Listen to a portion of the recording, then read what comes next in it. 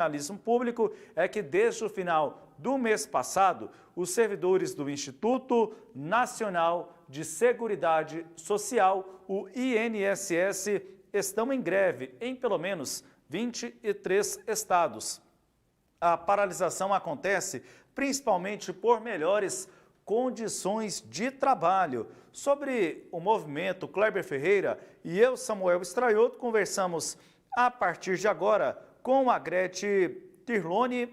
A Grete é assistência, ela é da área de assistência social do INSS, diretora do Sindicato dos Trabalhadores Federais em Saúde e Previdência no estado de Goiás e também no Tocantins, integra o comando de greve aqui em Goiás.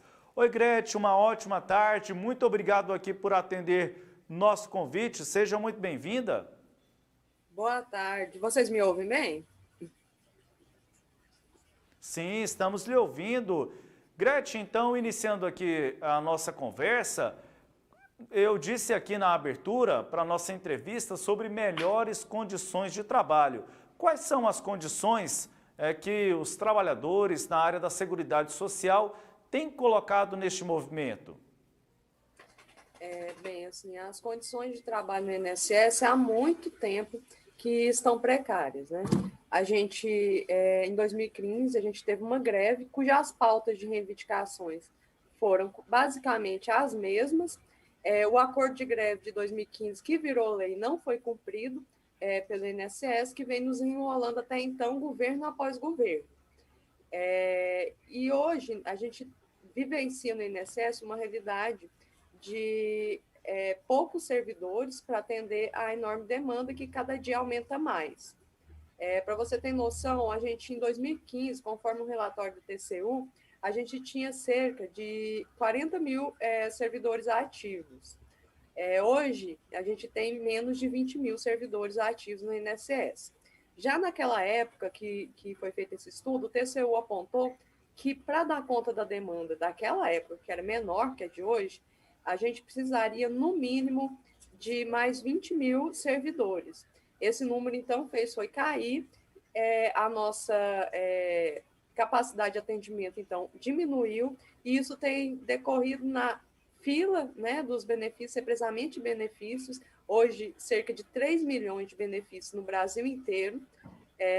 A gente não consegue resolver com essa quantidade de servidores. Também temos sistemas que não funcionam direito, internet ruim nas agências, e hoje a maioria dos trabalhadores estão atendendo, fazendo análise dos benefícios de casa.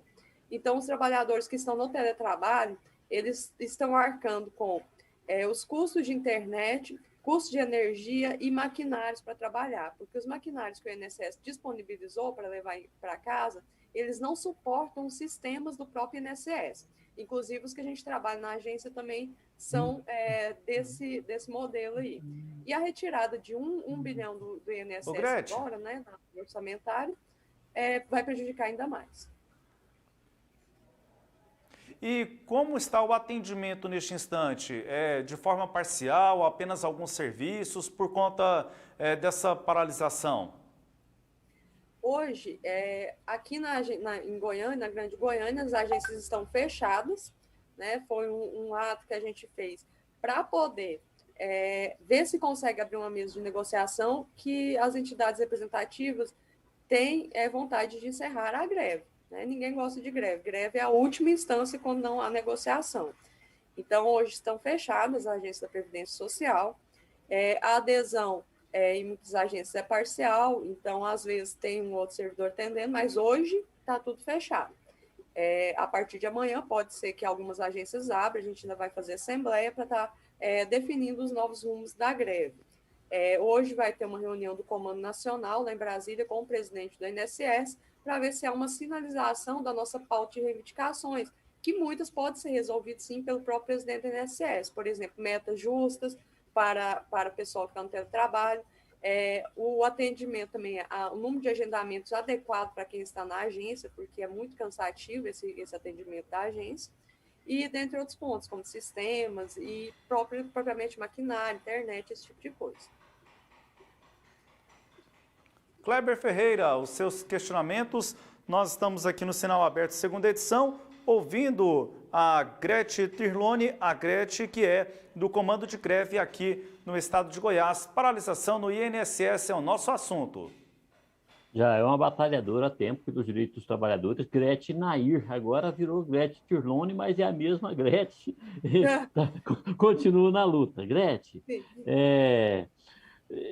a gente, é claro que a sociedade entende que essa não é uma reivindicação de agora, né? O trabalhador do INSS vem denunciando o sucateamento da instituição, vem denunciando o descaso de governo após governo e vem tentando dar funcionalidade ao INSS, porque fica o desgaste do atendimento do INSS, que não é bom para o trabalhador e não para a instituição. E quem está lá em Brasília, naquela sala com ar-condicionado tranquilo, salas boas, cheirosas, limpinhas, não sofre desgaste algum.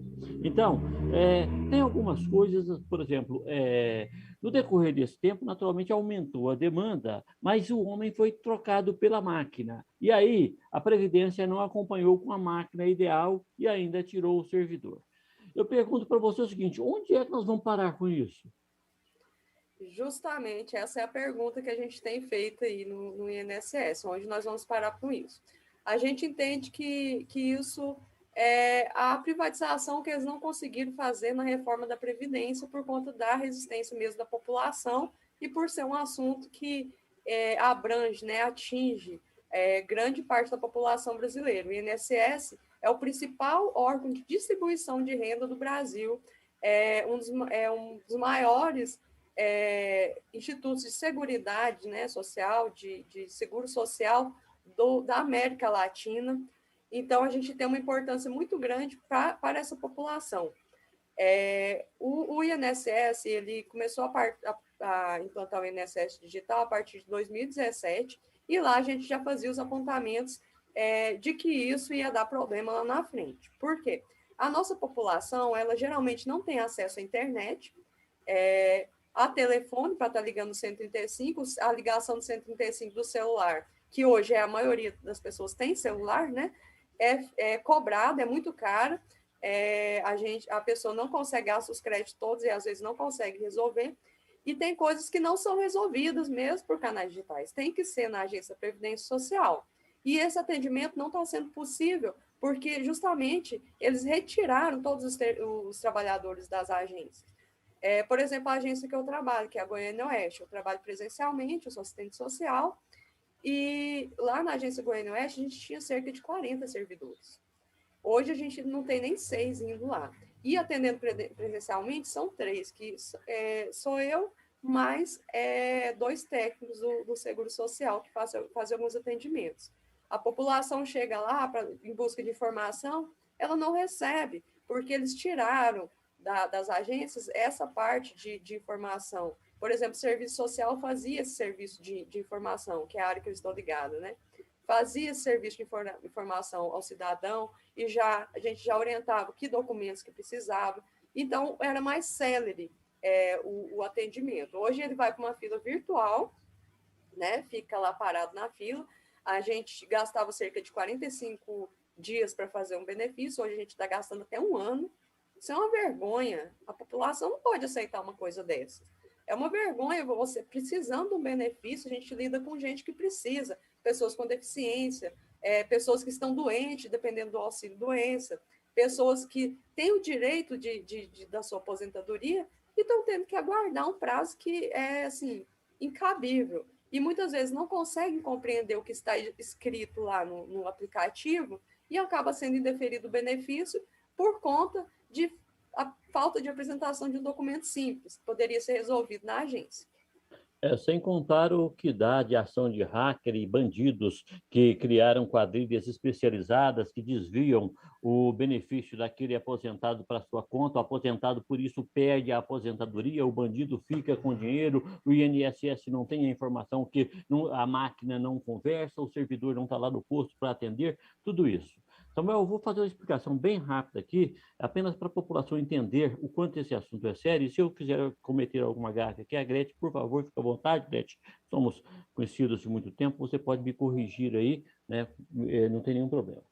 A partir de 2014, começou-se o debate para tornar a Previdência Social, o atendimento à Previdência Social, online. Para isso, o sistema, o INSS, prometeu que implantaria na Previdência brasileira um serviço de atendimento público dos mais modernos do mundo e simplificado, de forma que qualquer cidadão, pelo seu próprio celular, teria acesso e entenderia tudo aquilo. E se tivesse algum problema, teria sempre um telefone disponível para esclarecer, e pelo telefone o servidor do INSS auxiliaria a pessoa que está do outro lado da linha a encaminhar o seu processo dentro daquele sistema. Só que isso não aconteceu. Fez uma coisa mais ou menos, instalou lá um computador, ninguém entende nada, nem o servidor e nem o usuário, não entende coisa nenhuma. Os funcionários foram aposentando e não foram repostos, e aí virou essa coisa que está atualmente. A Gretchen falou aí que leva um ano determinado processo, que leva 45, 50 dias. Tem 3, 4 anos, tem pessoas na fila 3, 4 anos, em uma fila virtual que não tem visibilidade física, então as pessoas não sabem o quanto isso está sério.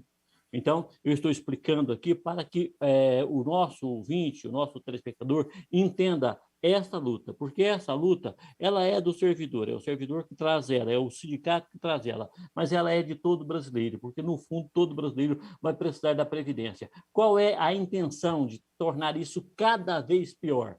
De acordo, e aí eu vou pegar as informações que eu tenho, que recebo, de acordo com aqueles que estão estudando a questão, é para que se cria justificativa para privatizar como o governo quer e não como a população precisa a Previdência Social brasileira. Samuel Staiolo. É exatamente isso. Em 2017, na realidade, foi aprofundada a questão do INSS digital. E como eles venderam para os servidores, eles venderam que o servidor poderia analisar um processo da praia ou de onde tiver. Eu nunca vi alguém conseguir analisar um benefício num lugar barulhento, né? Isso é meio impossível, porque são muitas etapas que você tem que fazer. E sim, tem a ver com a privatização. Todo órgão público, você observa isso. Antes deles privatizarem, eles fazem o quê? Eles deixam o serviço bem ruim para a população reclamar, para depois eles falam, não, a solução é privatização, e fica muito pior, né? A gente tem exemplo das telecomunicações, a gente tem exemplo da distribuição de energia aqui no estado de Goiás, além de ter aumentado, né, o preço, ainda a gente tem dificuldades em resolver certas questões, falta de queda de energia, então no INSS é mais ou menos essa lógica. Eles tentaram fazer essa privatização na reforma da Previdência, que seria o quê? Essa parte da Previdência seria repassado para os bancos. Você imagina os bancos tomando conta da Previdência Social, como iria ser, né? E a Previdência, ela tem que ser pública, porque o Brasil arrecada para isso, né? Então, a Previdência, ela tem que ser pública e tem que ter servidor para atender. E já está em processo de privatização quando a pessoa, para conseguir fazer um requerimento, tem que pagar para um advogado, pagar para um contador, ou mesmo para qualquer pessoa aí que se dispõe a fazer. Então, isso aí já é privatização.